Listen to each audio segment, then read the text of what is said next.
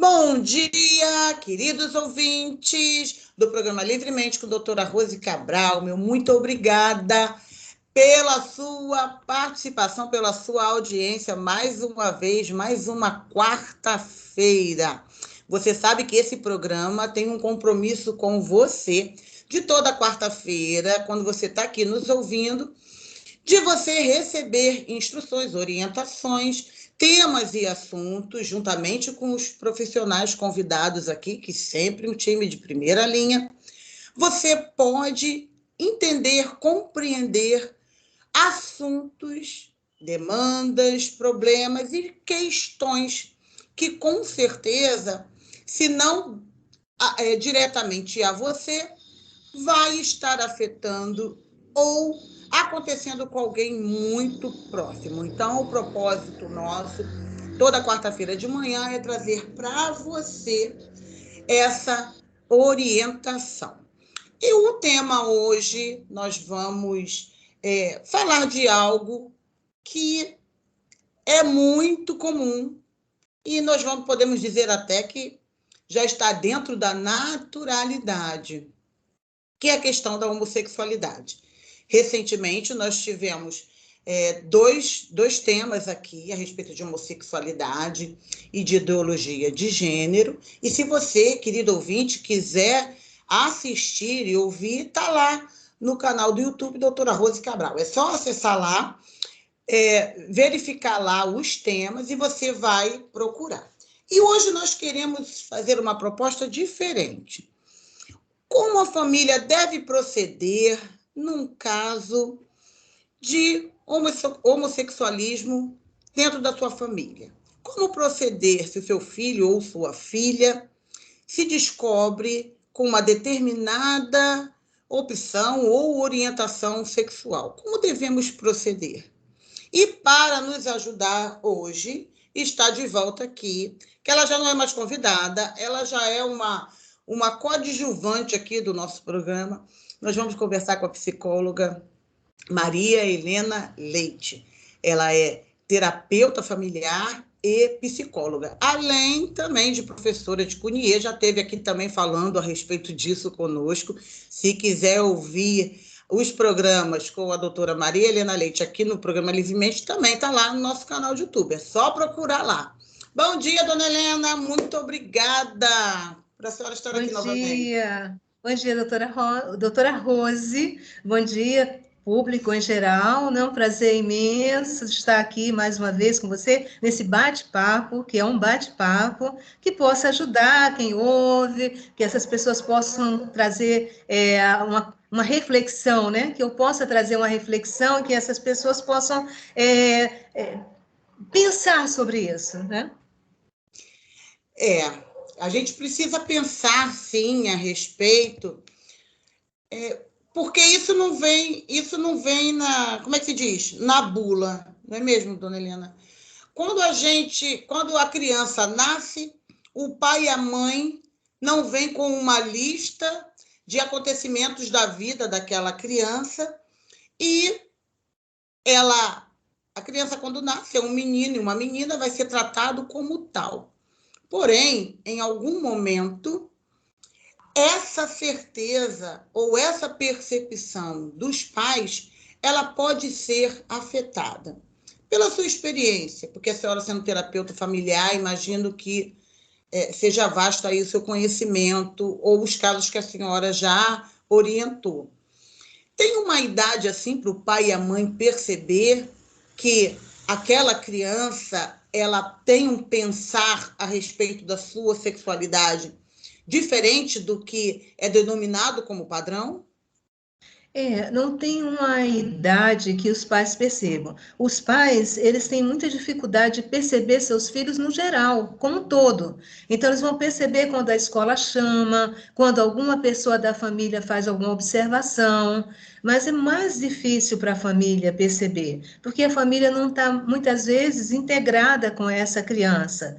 Ela pode até perceber uma diferença, um trejeito, alguma situação diferente, mas ela não não ver isso como uma situação específica, que eu acho até importante. Eu acho até importante que ela não veja como algo especial. Então, ela pode ver a criança de uma forma total ou pode ver somente parcial. Então, como a vida está muito atribulada, os pais hoje trabalhando têm muita dificuldade de acompanhar seus pais, acompanhar seus filhos no dia a dia, né? Mas, assim, na adolescência, você percebe com mais clareza isso, porque quando vem os hormônios, quando a criança já não tem mais aquela dependência dos pais, ela começa a ter a sua própria individuação, a se identificar mais com seus pares, se identificar mais com os seus amigos, e isso passa, então, a ser uma situação em que é mais percebida, né?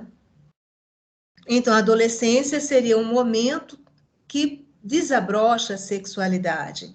É um momento em que a criança, que já não é mais criança, pré-adolescente, adolescente, ele vai se perceber como diferente daqueles amiguinhos ou daquelas amiguinhas. Então, o primeiro movimento é como ele se autodescobre, como ele se autopercebe. Muitas vezes isso vem na infância, a criança se auto-percebe diferente daquele meio, mas na adolescência, com os experimentos, eles começam, então, a trazer, assim, um olhar diferente para si mesmo, né, eu diria. Então, me diz uma coisa, que é um conceito, acho que até defendido por algumas linhas de pensamentos aí, de orientação. Existe um conceito que isso pode ser percebido nas brincadeiras. Por exemplo, um menino quer brincar de casinha, ou uma menina prefere os carrinhos. Isso indicaria uma orientação ou na infância isso seria comum? Não tem perigo algum o menino se interessar por uma boneca ou querer brincar de casinha? Não teria problema algum uma menina gostar de carrinho ou de bola ou de brincadeiras caracterizadas como de meninos? A senhora acredita que isso seria uma forma do pai ou a mãe perceber? Ou não, isso não tem nada a ver, não tem perigo algum nisso? A brincadeira de um ou de outro, e o interesse por uma brincadeira ou outra não definiria um interesse pelo mesmo gênero. Não tem não tem nenhuma base científica isso, né? Então, as crianças hoje, principalmente, que as crianças têm possibilidade de jogar futebol, tanto as meninas jogar futebol, os meninos brincarem de boneco, existem bonecos, né, que fazem parte da cultura hoje das crianças, tanto meninos como meninas brincam de bonecos. Então, isso não é um conceito baseado na ciência, isso eu diria que é um preconceito, é uma visão talvez distorcida da realidade e começa a vir os mitos a partir daí. A partir daí, a criança nem descobriu a sua sexualidade, ainda está na brincadeira, que ora brinca disso, daquilo, e já vem então aquela visão talvez dos pais muito preocupados, ou talvez até de uma forma que não seria, vamos dizer assim, que não seria a melhor visão de um ser humano, né? Que não seria a melhor visão do ser humano. É uma brincadeira. O ser humano está brincando com algo que culturalmente foi difundido como sendo para meninas dessa forma e para meninos dessa forma. Então, eu lembro muito bem, quando eu era criança, agora me vê essa imagem, que eu estava vivendo com meus tios há muitos anos, muitos e muitos anos. Então, por questões de defesa minha, eu não me mostrava. Para minha surpresa, eu ganhei uma bola e eu queria uma boneca. E por que não sei que cargas d'água eu passei essa informação? Eu queria uma boneca, me deram uma bola. E uma bola, na ocasião, não era que pudesse ser um voleibol, nada disso, mas a minha percepção foi, por que uma bola para mim? Né? Bem, de qualquer forma, veio essa imagem, veja a distorção. Os meus tios não me perceberam como ser humano, me perceberam talvez como uma pessoa mais afeita, mais familiarizada com um tipo de brincadeira. E é porque eu gostava muito de brincar de rua. Naquela época a gente brincava de rua. A noite era nossa, a rua era nossa, porque não tinha nenhum perigo. Então, talvez porque eu gostasse muito de brincar de pique-esconde, disso, de corrida, eu não sei qual foi a razão, mas foi a minha primeira frustração. Isso responde? Isso é um pré-julgamento. Bom, mas, por exemplo, se isso comprova que a brincadeira não tem um quesito, né, de orientação. E eu considero até que nessa fase o machismo acaba se implantando. É quando as meninas vão conhecer o machismo, porque os meninos podem brincar de tudo. E muitas vezes as meninas não podem brincar, porque a brincadeira das meninas são sempre paradinhas, quietinhas, sentadinhas. E a brincadeira dos meninos é aquela brincadeira mais truculenta, e muitas vezes a mãe não deixa, o pai não deixa. Ah, não, você vai brigar, os meninos vão te machucar, os meninos vão te derrubar, como se nessa idade de criança a criança não soubesse se defender. Então, nessa fase, nessa idade, quando deveria estar todo mundo aprendendo a se defender, é justamente, eu considero, tá? que nessa fase essas questões levam a se implantar o que a gente chama, né, para as mulheres, de um machismo. Esse machismo estruturado ele já começa desde a fase tenra. Mas aqui nós não vamos falar de machismo hoje, nós vamos chamar a doutora Maria Helena Leite qualquer outra hora para poder falar do machismo. Hoje nós estamos falando aqui da orientação aos pais com relação a isso. Bom, dona Helena, então não há nesse momento agora, não existe.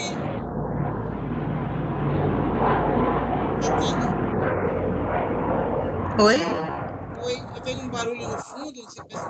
Foi um avião passando aqui bem forte. Quase passando bem próximo. Eu achei que fosse o problema da nossa, mas não tem problema. Não. Bom, mas dando sequência nisso, os pais, então, muitas vezes eles não percebem por falta dessa convivência. Mas na escola, quando a escola finaliza por quê? Vai ser por causa de um trejeito? Vai ser por causa de um comportamento inadequado? Como essa criança manifesta esse comportamento que vai indicar a orientação sexual? E por que a escola sinaliza? Bem, a sexualidade sempre vai estar presente na escola, porque ela é um espaço de convivência social, onde as pessoas demonstram, se conhecem, interagem, se expõem, têm amigos, e porque é um espaço de aprendizagem, como você usou uma palavra em algum momento da sua fala. Então, para Maria Helena Vilela, que é a diretora executiva do Instituto Kaplan, a comunidade escolar não tem escapatória, ela precisa assumir o desafio. Então, a escola chama os pais porque, às vezes, ela não sabe como lidar com a situação.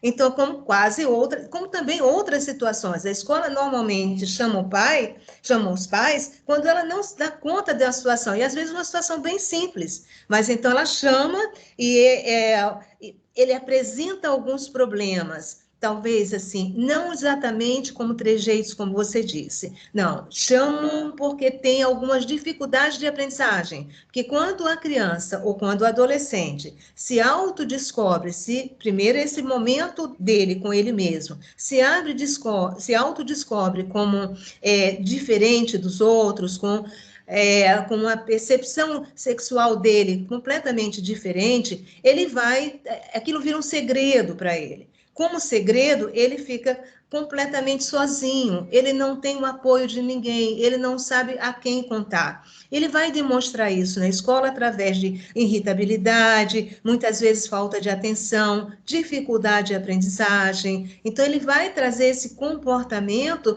que é porque ele está guardando um segredo. Não é porque ele tenha dificuldade de aprendizado, não é por conta de um trejeito, é porque ele está apresentando comportamentos que impedem ele de evoluir na sua vida acadêmica. Essa é uma questão. Então, cabe à escola olhar para isso. Será que essa situação tem a ver com algum problema familiar, tem a ver com a questão da família? Ampliar os óculos, trazer lentes diferentes para saber exatamente o que aquela pessoa, aquele ser humano, está passando. Ele está pedindo socorro de alguma forma. Esse é um caso. Pode ser que ele também apresente, vamos dizer assim, as crianças e os adolescentes comecem a fazer bullying com ele, exatamente porque ele apresenta uma forma diferente de ser. E aí a escola também não sabe como lidar com isso e chama os pais para saber se a família já percebeu, como que a família está lidando com isso. Mas cabe à escola trabalhar isso com todos os alunos, trazer filmes. Existe filmes, é uma pena que eu não estou podendo aqui mostrar o filme, mas existe um curta chamado Vestido Novo.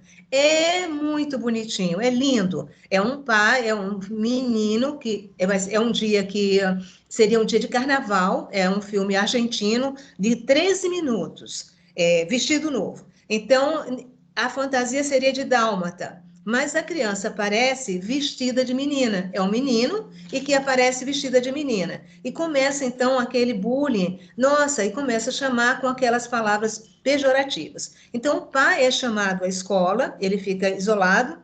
Tem um outro que se identifica mais com a cultura mais masculina, não masculina no sentido de positivo, mas vamos dizer assim, de ser machão, né? De ser mais um machão, e então ele começa a criar uma grande confusão. Bom, enfim, os dois ficam juntos, ficam em algum lugar, e o pai é chamado para ver o Mário, o nome dele é Mário.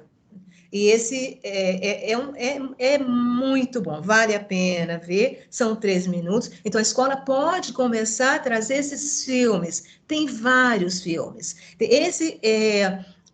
O pai, até o impacto que ele recebe, que ele vê, então, quando o colégio pergunta por que ele veio vestido de menina, já que a orientação tinha sido dada para vir com uma fantasia de dálmata. E, de fato, na mochila dele tem uma fantasia de dálmata. O pai diz, ele se veste assim em casa.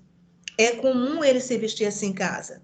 Bom, daí até a escola não rejeitou, a escola absolutamente só quis entender, e o pai pega então o seu paletó, tira, cobre o filho e o abraça, o acolhe e leva ele para casa. Então, assim, essa é uma forma assim, muito simples, mas bem significativa de mostrar a estranheza da escola. Olha como é estranho, é como se fosse um corpo estranho, não é? E é um ser humano que tem a sua sexualidade que ainda sequer está definida, mas já mostra que ele tem uma vontade de ser, vamos dizer assim, já mostra uma vontade de identificação com o gênero feminino, não é? Então, assim, a estranheza veio muito mais do colégio, da escola. Respondi? Respondeu sim. Agora, vamos trazer isso assim para... no caso, então, que a senhora citou, esse pai, esse menino, dentro da família dele, ele se identificando com o gênero feminino, a gente entende que a família dele já havia acolhido. Agora, num contexto em que a família ainda não sabe, e o menino começa a se interessar pelas roupas da mãe, nós imaginamos que vai ser natural o pai ou a própria mãe arrancar aquela roupa. Isso é coisa de mulher, não veste. Isso é sapato de mulher, não calça. Você é homem. A ideia que a gente traz na nossa mente, que o natural dentro de uma casa, dentro de uma família, é que a mãe e o pai vá falar isso para o menino. Ou se a menina quiser não vestir mais roupas de menina, decepcionar a mãe, né?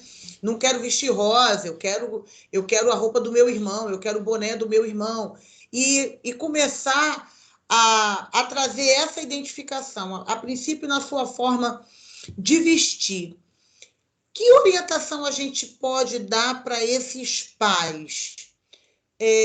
Essa repreensão, ela vai machucar, ela vai traumatizar? Quais são as consequências de uma atitude errada nesse momento? Como o pai e a mãe deve fazer ou falar com esse filho ou filha que nesse momento se identifica com outro gênero e se interessa por roupas e utensílios, né, do gênero oposto? Como o pai e a mãe devem proceder? Entre a negação e a aceitação é um caminho a ser percorrido. Todo ser humano quer ser aceito e quer ser acolhido. Aceitar não quer dizer acolher, tem uma diferença. Posso aceitar, mas não acolho. O que torna a situação muito difícil. É muito comum que você disse.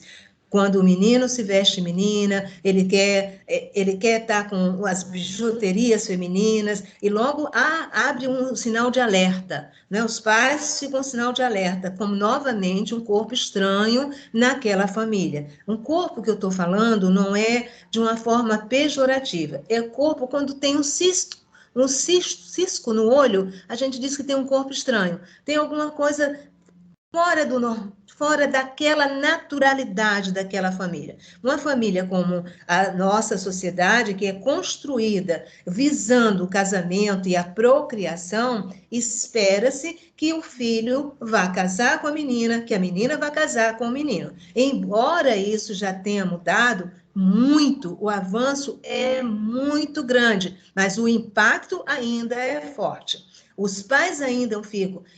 Um parêntese. Depende muito da forma como as pessoas lidam com a sua sexualidade. Depende muito de quanto essa família é estruturada, de quanto essa família é aberta nas conversas, na fala, na sexualidade. E se são tranquilos com relação a isso. Mas, de uma maneira geral, nós temos pais que ainda ficam impactados diante de uma situação dessa. É traumatizante, sim, porque se nós queremos ser acolhidos, se queremos ser aceitos, o primeiro impacto, que é péssimo para os pais, também é péssimo para o filho ou para a filha, né? Se ela começa a querer se vestir mais de uma forma mais masculina. Mas, enfim, o impacto é para os dois. Então, isso precisa abrir espaço de conversa.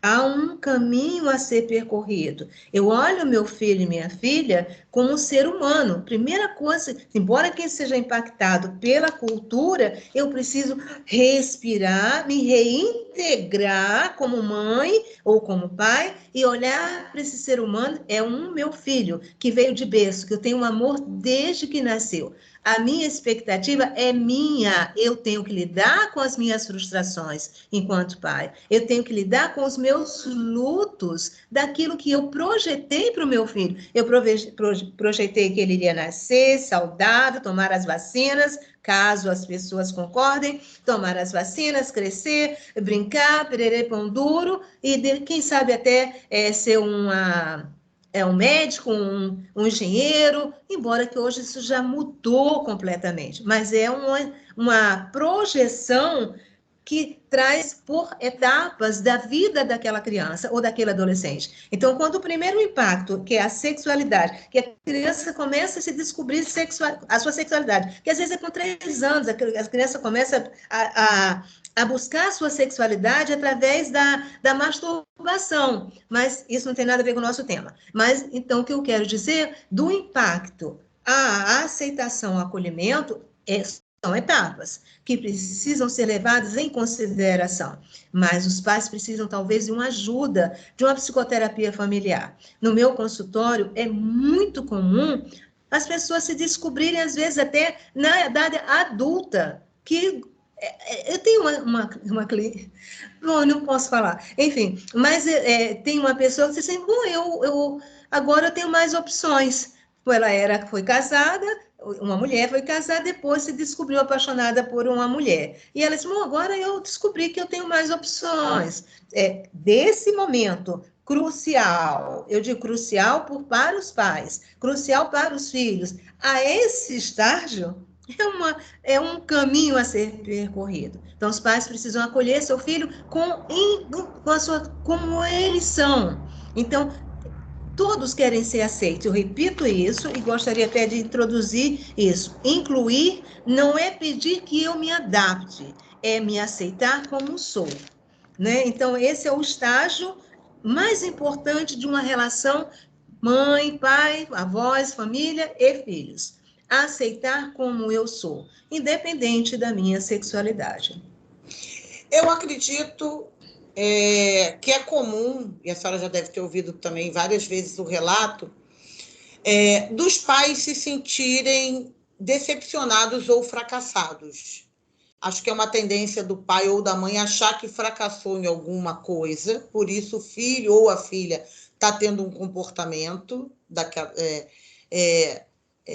inesperado para aquela família, ou também do pai acusar a mãe, ou a mãe acusar o pai, uma mãe acusar o pai de não dar atenção para o menino, e por isso aquele menino se interessou pela figura materna e acabou se voltando mais, porque existe esse conceito.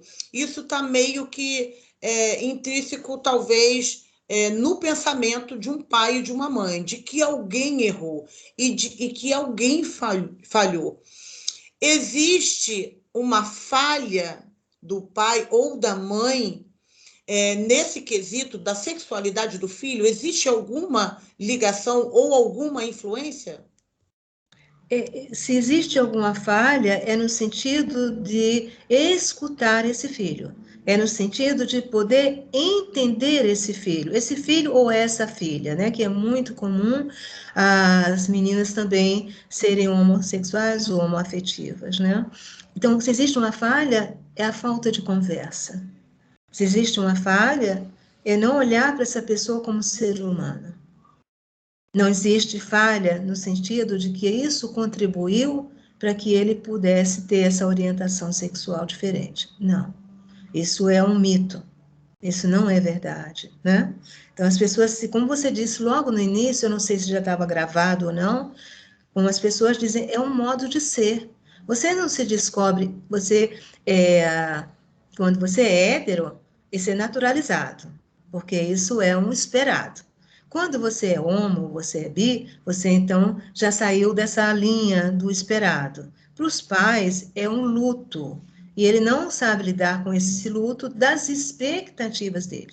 Então, eles passam por estágios de negação, da raiva, da vergonha, até eles se aceitarem. É o último estágio, que é o acolhimento e a aceitação. Normalmente, o menino vai escolher os amigos para eles poderem compartilhar, ou um primo. Depois ele vai compartilhar com a mãe, se ele tiver mais proximidade. Com o pai é mais difícil, porque é uma figura de masculinidade, é uma figura daquela que ele também se frustra enquanto filho de não corresponder a essa expectativa. Então, esse filho tem amor e tem temor. Olha, amor e temor por esse pai.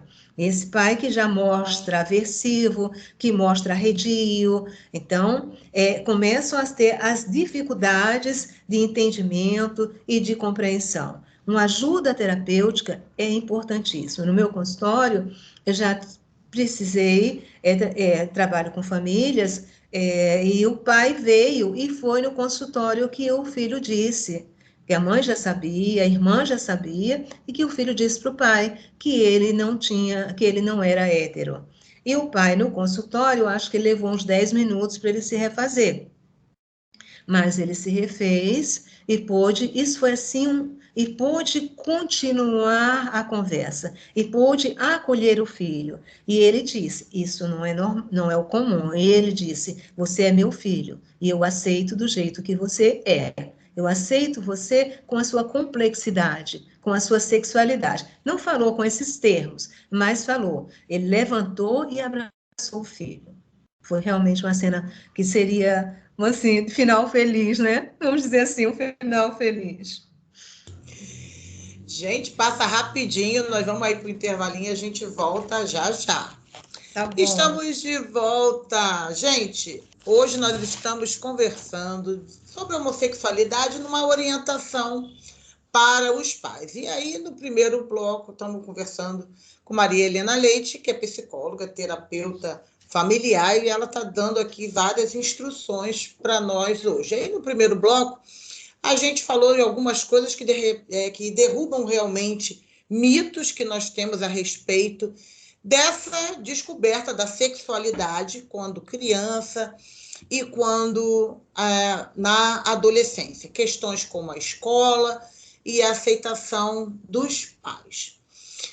Maria Helena, agora, uma das questões, né, que normalmente as pessoas, né, LGBTQI, falam que sofrem muito com relação a essa rejeição e, em consequência da rejeição dos pais, a necessidade de sair de casa muito jovem, a família a abandonar, acabar tendo envolvimento com a prostituição.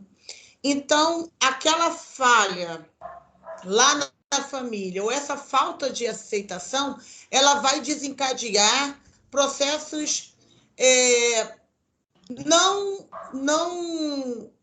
ideais. Eu não quero usar esse termo, ideal, porque a gente não está falando de nada aqui querendo dizer o que é ideal ou não. Mas essa rejeição lá atrás provoca uma situação difícil na vida desse indivíduo. Então, nos seus atendimentos, você ouve muito relato a respeito disso? A família deve acolher. E quando a família não acolhe, como a gente deve lidar ou ajudar e consolar e dar orientação para essa pessoa que está sendo discriminada, né, já na sua família?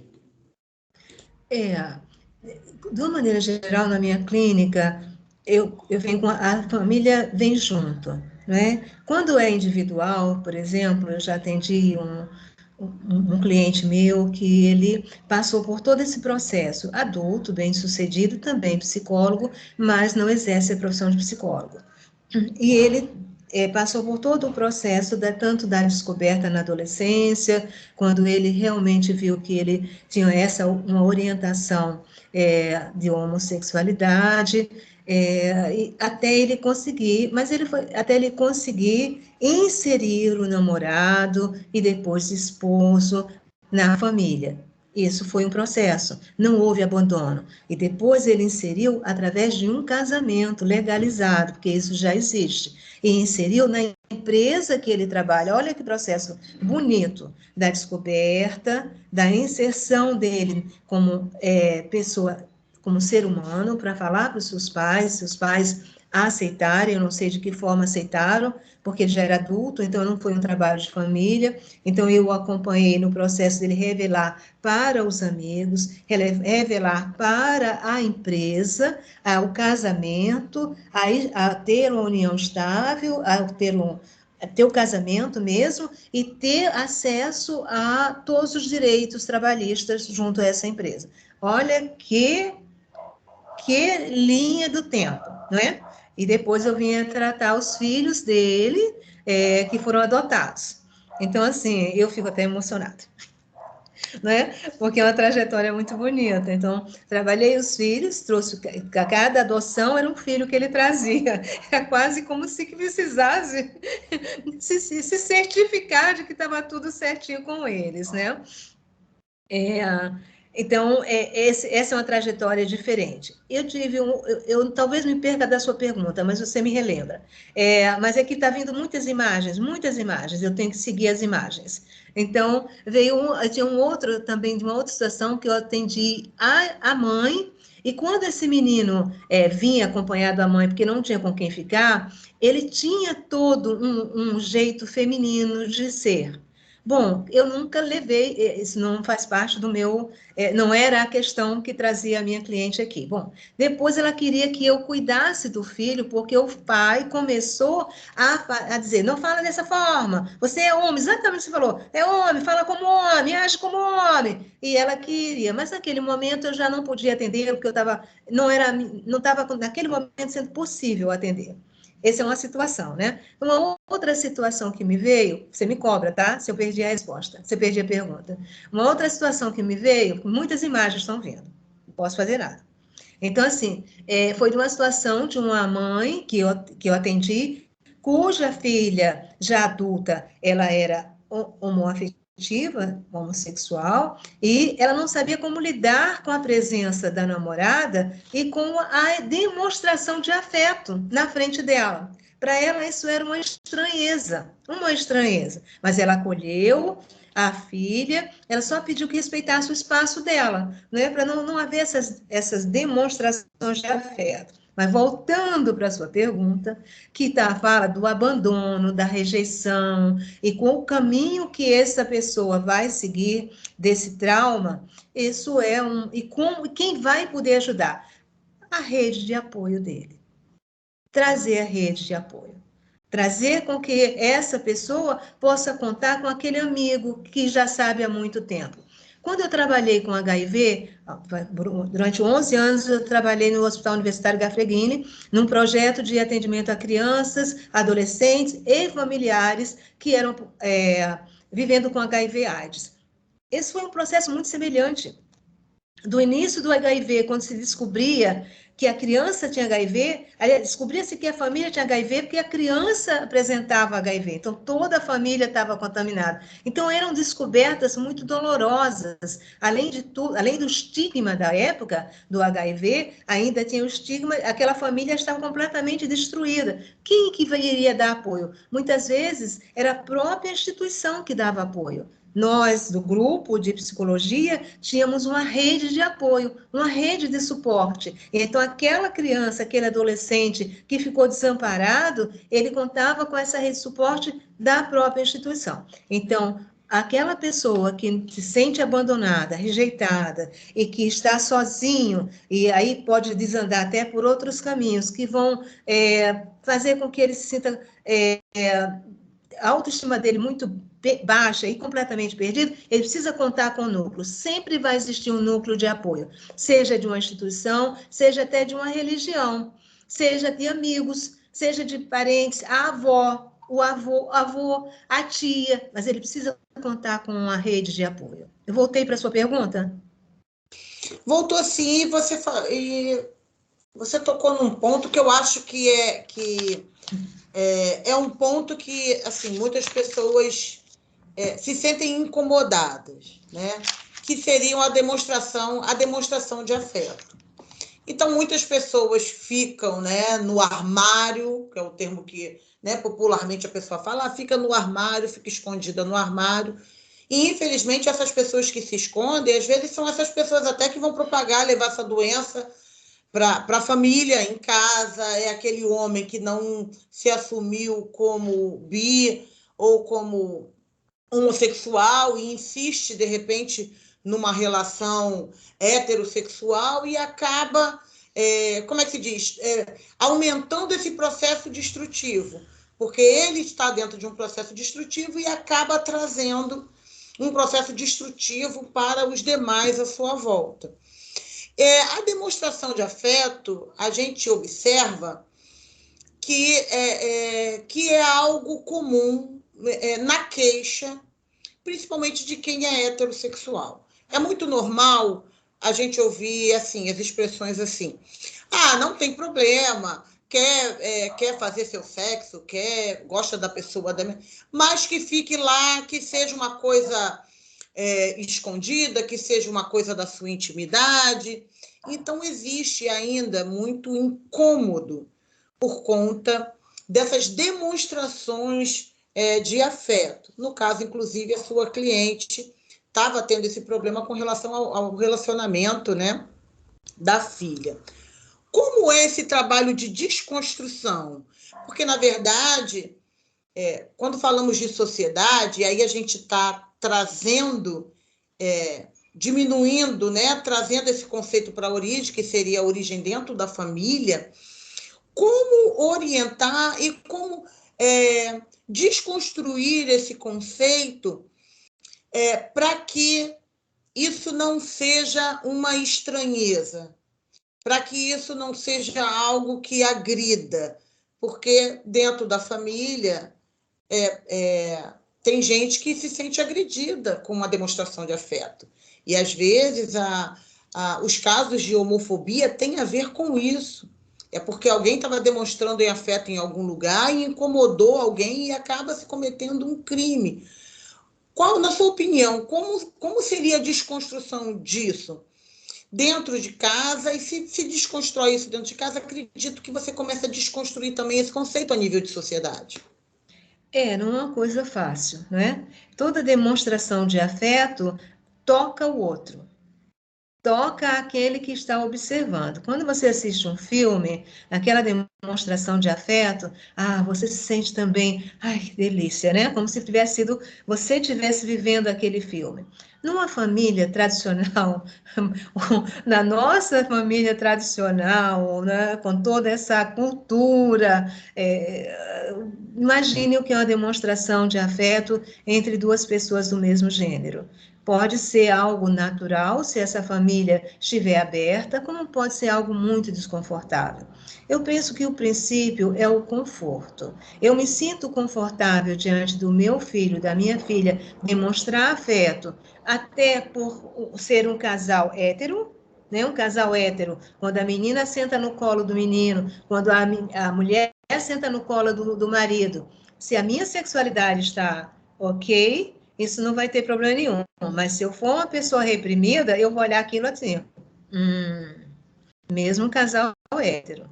Agora, se você tem uma condição de conversar, de poder trazer os incômodos para uma conversa, eu penso que começa a desconstrução aí. Né? Então, precisa ser respeitado o meu conforto, o conforto daquele pai, para que possa ser tranquilo. Eu não posso, como a minha cliente, ela ficava aqui com o estômago apertado, de ver a sua filha com a namorada numa expressão de afeto. Ela não se sentia confortável. Então, ela tem que falar isso, ela precisa colocar isso. Existe um trabalho com ela, mas existe um trabalho com os filhos. Os filhos precisam respeitar esse caminho. É um processo, não é uma coisa fácil. Da desconstrução leva um tempo para uma reconstrução. Não é de imediato. Imagine uma sociedade machista como a nossa. Então, tem que ir com cuidado. Primeiro, dentro de casa, olhar para o conforto de todos os envolvidos, principalmente dos donos da casa, né? Dos pais. Esses pais pertencem a outra geração, a uma outra cultura. Eles não têm uma geração, não estão equiparados, não estão no mesmo nível de idade. Passaram por um processo muito diferente do dele, né? Você até apresentar a namorada, naquela época em que eu fui criada, imagina, isso nem era possível, isso não existia essa possibilidade. Bom, mas voltando para a saúde mental, quando a pessoa não compartilha, isso é outra coisa, não é uma questão de expressão de afeto, mas quando a pessoa mantém o segredo, isso pode causar muito transtorno mental para aquela pessoa, tem um sofrimento muito grande, ele fica sozinho, isolado, e sem saber com quem contar. Então, começa a diminuir a sua rede de apoio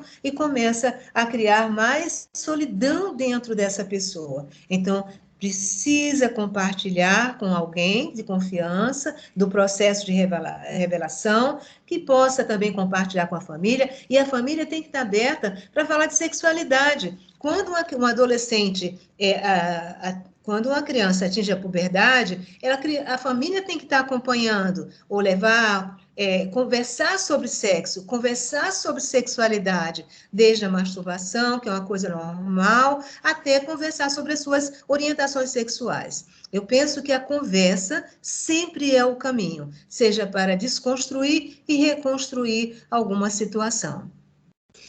Agora, a senhora até citou um caso de uma cliente sua que teve um casamento hétero e depois se descobriu num relacionamento homoafetivo. Nesses casos, essas pessoas já adultas, porque a gente vê até na mídia, nas reportagens, a gente vê até alguns casos de pessoas que são celebridade, de pessoas que têm um relacionamento hétero e, às vezes, transitam entre o heterossexual e o homossexual, né? Ou o bissexual. Nesse caso, a pessoa que já é adulta, e aí, por ser adulta, ela demonstra esse comportamento. Isso indica que essa orientação sexual ela pode mudar, ou essa pessoa era alguém, entre aspas, reprimida dentro de si, ou tentando a todas as custas manter um padrão aceitável pela sociedade. Como é que é isso? Isso estava lá dentro dela reprimido? Ou pode acontecer, sim, de não na infância, não na adolescência, mas na idade adulta eu descobrir uma orientação sexual. Isso pode acontecer ou é algo que ficou reprimido? Essa é uma pergunta bombástica. Me recuso a responder. É bombástica. Então, no princípio, vamos por partes, né? Você se descobre um ser humano, você tem uma sexualidade. A sua sexualidade é muito ampla. Você faz experimentos, faz experiências. Você descobre que você tem mais afinidade para uma coisa, tem afinidade para outra. Você gosta mais de um jeito e você gosta mais de outro. E isso é uma dinâmica da vida. Isso não é uma coisa estanque. Eu me descubro homossexual, mas eu reprimo, me caso com homem. Existem casos assim, mas falando dessa outra questão, eu penso que ela ampliou o leque dela, como ela mesmo disse. Não vou tratar aqui como ciência, não vou tratar aqui com fundamento científico, mas tratando essa pessoa como ser humano que se descobriu com capacidade de amar de uma forma muito mais diversificada. Eu penso que é isso. Interessante. Bom, de qualquer maneira, eu penso, e é o que é a ideia, né, que a gente nesse programa está trazendo aqui hoje para você aí, querido ouvinte, é que nós precisamos compreender como o outro é. E aqui especificamente estamos falando, né, dessas pessoas que têm essa forma de ver a sua sexualidade de uma forma diferente. Então, a sexualidade, dona Helena, a gente poderia dizer, então, que ela vai além dos nossos corpos. A sexualidade não está presa ao fato de ter um órgão feminino ou de ter um órgão masculino. A forma de pensar a sexualidade transcende, então, ao corpo e ao sexo que você tem. Seria isso? Eu penso que a sexualidade é muito ampla, é muito diversificada. Na medida que existe mais holofotes sobre as possibilidades sexuais, as pessoas vão fazendo suas experiências, vão se atrevendo. Se a pessoa já existia, vamos dizer assim, tem uma. Posso. Quantos minutos eu tenho? Temos quase 10 minutos, pode falar. Então, posso ler uma carta do Freud? Pode sim. Então, é muito interessante. Sigmund Freud foi o pai da psicanálise, né? Ele é muito atual. Ele, assim, mesmo da época até agora, ele é muito atual. Então, Deixa eu ver onde é que está.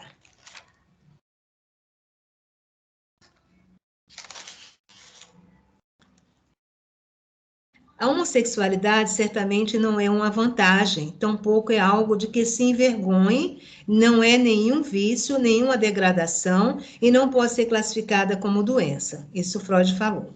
Em 1935, uma mulher americana escreveu a Freud, aflita, que estava com relação à sexualidade de seu filho. Freud escreve a resposta que se tornaria não apenas um documento histórico, mas também um poderoso instrumento de luta das pessoas LGBT, que agora tem outra sigla, né? 8 décadas depois de Freud acalmar o coração daquela mãe, pais e mães, filhos, pessoas LGBT ou não, psicólogos, gente da literatura, da sociologia, da filosofia, do direito, dos estudos de gênero, a se fazer uma pergunta. E se a carta do Dr. Freud fosse endereçada a você? A carta é o seguinte: 19 de abril de 35. Minha querida senhora, lendo a sua carta, deduzo que seu filho é homossexual. Chamou fortemente a minha atenção o fato de que a senhora não menciona este termo na informação que acerca dele me enviou. Poderia lhe perguntar por que razão? Não tenho dúvidas que a homossexualidade não representa uma vantagem, no entanto, tampouco não existem motivos para se envergonhar dela, já que isso não supõe vício nem degradação alguma. Não pode ser qualificada como uma doença, tanto é que agora eu faço uma parte, não se fala homossexualismo, porque ismo quer dizer doença, não se fala homossexualismo. Então, voltando para Freud, não pode ser qualificada como uma doença e nós a consideramos como uma variante da função sexual, produto de certa interrupção do desenvolvimento sexual. Isso Freud, em 1935. Muitos homens de grande respeito da antiguidade e atualmente foram homossexuais, e dentre eles, alguns dos personagens de maior destaque na história, como Platão, Miguel Ângelo, Leonardo da Vinci, etc. É uma grande injustiça e também uma crueldade perseguir a homossexualidade como se esta fosse um delito. Caso não acredite na minha palavra, sugiro-lhe a leitura do livro de Havelock Ellis. Ao me perguntar se eu posso lhe oferecer a minha ajuda, imagino que isso seja uma tentativa de indagar acerca da minha posição em relação à abolição da homossexualidade. Imagine, a abolição, visando substituí-la por uma heterossexualidade normal. A minha resposta é que, em termos gerais, nada parecido podemos prometer. Em certos casos, conseguimos desenvolver rudimentos, veja bem, isso vai responder a sua pergunta, rudimentos das tendências heterossexuais apresentadas em todos o homossexual. Então, esses rudimentos heterossexuais existem em qualquer pessoa homossexual. Embora, na maioria dos casos, não seja possível. A questão fundamenta-se principalmente na qualidade e idade do sujeito, sem possibilidade de determinar o resultado do tratamento. A análise pode fazer outra coisa pelo seu filho. Se ele estiver experimentando descontentamento por causa de milhares de conflitos e inibição em relação à vida social, a análise poderá lhe proporcionar tranquilidade, paz psíquica e plena eficiência, independência de continuar sendo homossexual ou de mudar a sua condição. O que você achou? Eu acho que Freud explica sempre, né? E com essa fala aí de Freud explicando para nós a respeito disso e trazendo para nós aí